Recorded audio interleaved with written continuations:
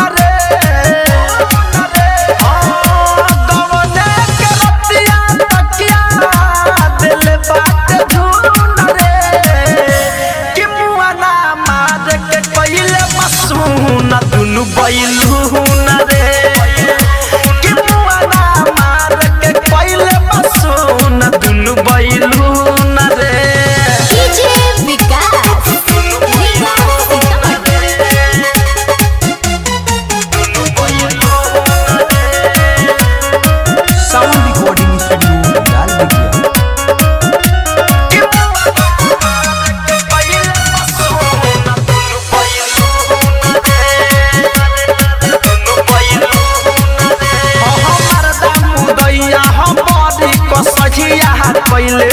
गए पटेला रे टाइट सामान भइल खोखा छितर के गुर्दा बिना जैसे केला रे हम नाही जननी ऐसे होला हनीमून रे हम नाही जननी ऐसे होला हनीमून रे कि मुआना मार के कोइले बसुन दुनु बैलून रे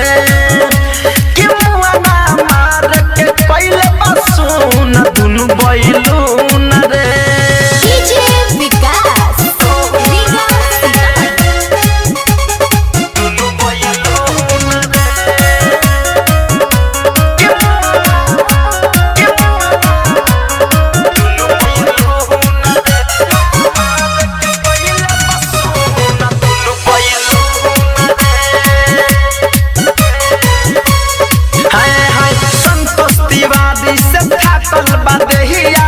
भइल सामान पूरा